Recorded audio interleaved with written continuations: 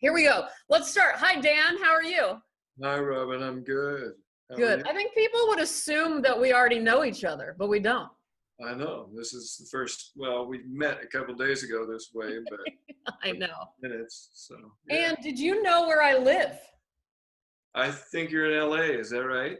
You would think so, but I'm not. I secretly moved last year and I live, well, where do you live right now? I'm in Washington State. That's what I thought. Guess who else is? Me. Really? Yeah. What? And I'm in a small town. I'm like in between, I'm not gonna say where it is because it's so small, it's a little bit insane, but I live between Seattle and Vancouver, Washington. I mean, Vancouver over there, Canada. Oh, north. North Puget Sound, near all the islands and stuff. Cool. I know. Yeah. And I think I've been needing to live here my whole life. It's like it finally happened for me, thankfully. And you and I have a lot of similar landscapes in our work, but yours looks like where you've lived, whereas mine, people are like, what's your deal? I've lived in Texas and Nebraska. There's no mountains. There's no snow, none of this stuff. But now I'm finally here. Nice. Well, welcome to Washington. Thank you. It's good to be here. Well, I just have to state the obvious, but we both are clearly in our work obsessed with miniaturizing figures amidst like large, complex, chaotic, and maybe charming landscapes. Like it's all of that. It's like scary and beautiful, and our people are very, very tiny. Did you do that? I have been wanting to ask you this for a long time because people ask me this too. Like, did you set out to do that for really specific reasons, or was it just kind of a natural thing that happened while you were making work? It's an interesting thing that, I mean, there's a lot of things I could talk about on that, but originally I started painting when I was in high school, and I would paint these things. I'd paint these large objects, and then I'd paint really miniature things inside of them. That was a common thing for me, and I used to have panic attacks when I was a kid. And when you have those, like everything, you get kind of dizzy, your pupils dilate and go in and out. And things feel like they get really big and they get really small. And you feel like you have a lot of weight on you, and then all of a sudden everything's light. And I think it came from that. And just like this real, originally anyway, that was my first reason for painting really tiny things. And it channeled later when I had to do it out of necessity for doing daily paintings and living in an apartment. Yeah. Make very small things. But how about you? Well, that was an amazing, I'm so glad I finally got to find that out from you. So thank you. But yeah, me, it's a little bit more on the second answer of yours. What happened was I went to graduate school in Chicago, and I know I don't seem like it, but I'm I need a lot of alone time. Like I just do. I'm very good when I'm around people, but I am a natural introvert who appears to be an extrovert, and it's a very complicated life because of that. Because people think, oh, she wants to be best friends, let's hang out. And I don't hang out with anybody ever. So anyway, so I was having a hard time being in school amongst a bunch of artists, and artists aren't my favorite people to hang out with anyway. So I was just like, all right, I need to get away from the studio in the school. I need to go back to my tiny studio apartment. So, and make my work there. So I went from making like large paintings to working on like the tiniest little drafting table that I had. And then I birthed these characters, these sweatsuit pant characters that are based on my dad and all of his friends. And they were just drawn small because that's all the room I had. And I didn't even think, I wasn't trying to like have a career at this. I was just making art and trying to figure it out. And then I started to realize these guys, I could multiply them by the thousands, and they'll be my archetype for humanity. And I can play out every scenario on earth with these little characters. But when I got my first opportunity years later at a residency to work really large, and I'm not making this up, it never occurred to me to like scale anything up except the landscape. Like so I kept drawing the figures as tiny as I had been the whole time. Here's some of the first drawings. And but they're even smaller. These were when they were bigger. And in fact, I started to make them smaller and smaller as I got larger paper. But honestly, it was just me being dumb. Like I never thought, oh, now that it's a huge, like 15-foot long by 9-foot drawing, I should make the people bigger. Didn't occur to me at all.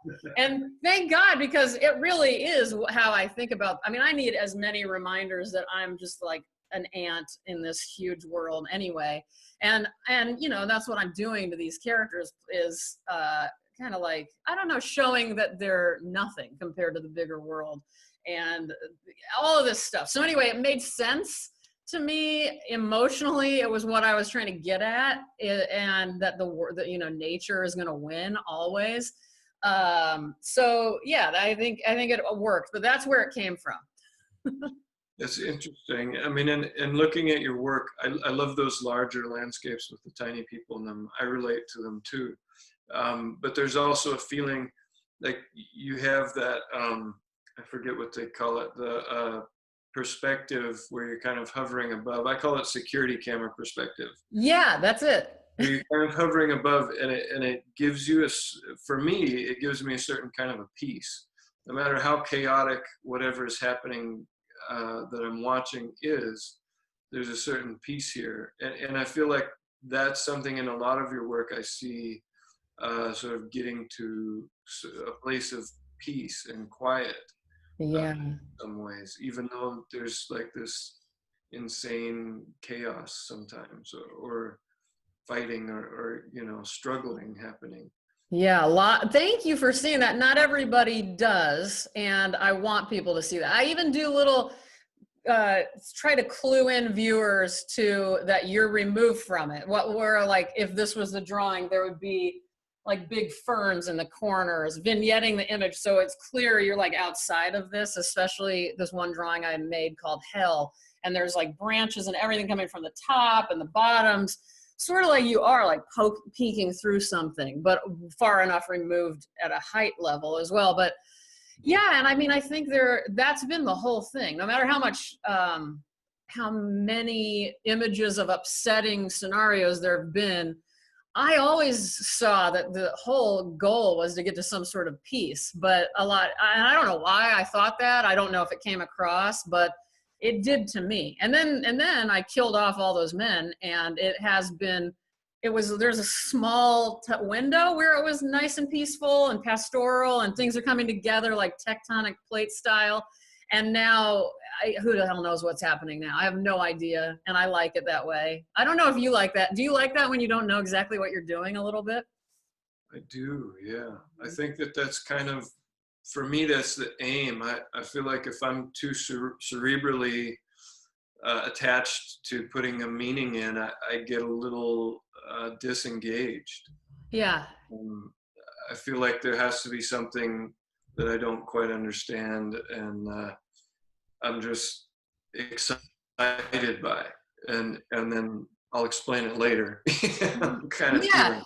Well, you figure it out. A lot of the most important, biggest things in my work, I figured out years later. Like everybody else seemed to maybe know it, and then I go, oh yeah, that's what I was doing. That's where that was coming from. And that's the way I think we should be working. I wish I had it like up in my studio right now, but there's a great quote by Guston that's something like, when you're in the studio painting, you know, like I don't know, it's great when you start to see like your teachers and other artists you love leave the room, and then eventually even you leave the room, but you're still working. And that's what I think we're all aiming for. And we all know that feeling after hours and hours of working, when all of those influences and all of that stuff, you know, is gone, and you're just working. And that's how it should really be. It's coming from some other place. Like you don't even know what the hell happened the next day. You're like, I'm glad it happened, whatever the hell it was. So Just chasing that energy. Yeah, I think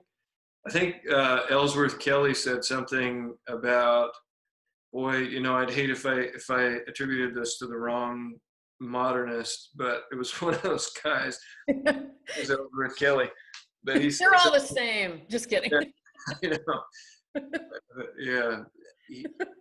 Anyway, the quote is that art theory is to artists what ornithology is to birds. Like, just kind of leave that to the theorists. And Absolutely. we're just gonna fly and Twitter around and forage for food over here.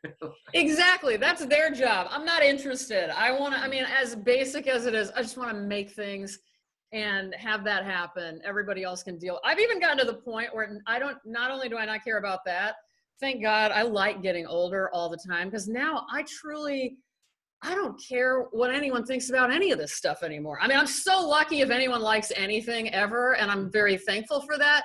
But I really, like, if this goes unnoticed from here until the end of my time, I don't even care anymore. Like, I'm not trying to prove anything. I'm not trying to be anybody at all. But I do know that I was put on this planet to do this stuff, and I'm going to keep doing it until, like, my dying breath. And but yeah, all that other stuff can just go out my one tiny shitty window and like, have a nice day. I'm in here watching Forensic Files, drawing all the time. So